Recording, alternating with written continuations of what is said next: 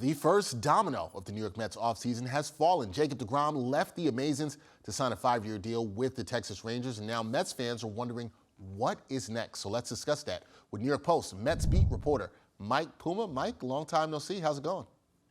It's been a slow, but now the winter's picking up now, so it's about to get real. It's about to get real and really busy for Mike, who's going to be headed out to the winter meetings in San Diego. And now, Mike, let's start with this. DeGrom is gone. How do you view him leaving? Is this a huge blow for the Mets? It's a blow. I don't know if I would call it a huge blow. We have to remember this is a guy who pitched only 11 games last year, who uh, missed the first half of the season, missed the second half of the previous season.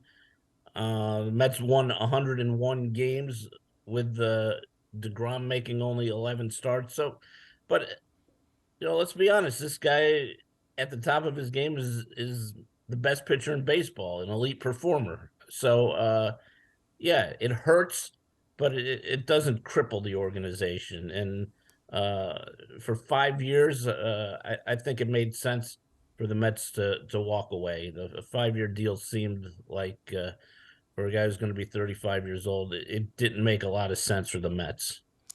And if it didn't cripple the organization, where do the Mets go from here in terms of rebuilding their starting pitching rotation?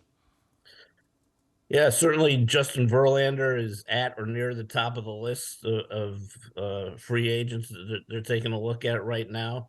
The question there is, do you want to bank on a 40-year-old and a 39-year-old, meaning Verlander and Scherzer at the top of your rotation?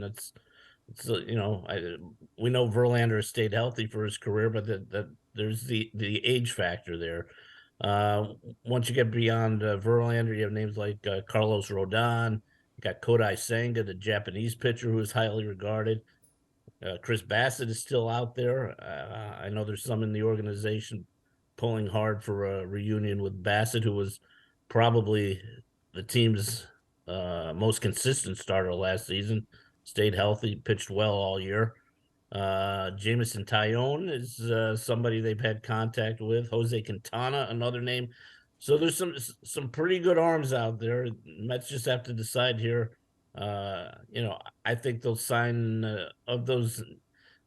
On that list of names I mentioned, I think at least one of those, and there's probably a second starter that's going to be added here. So they have two holes they really have to fill in this rotation. Yeah, two spots they got to fill in that rotation. We'll see what they do there. Now, we've talked pitching, but will the Mets also now focus on upgrading their lineup, and will they get in on the Aaron Judge sweepstakes? Could that happen, Mike?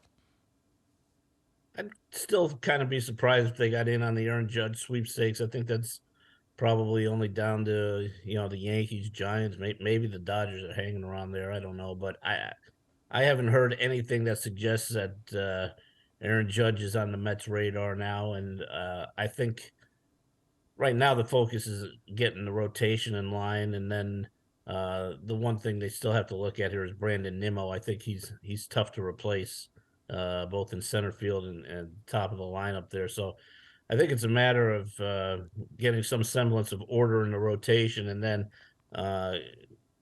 really taking a long, deep, hard look at bringing back Brandon Nimmo. All right, there you go. Get the rotation in line, then the other dominoes will fall. But the first one fell, being Jacob deGrom leaving to go to the Texas Rangers.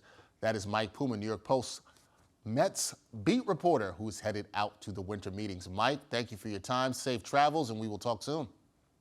Take care.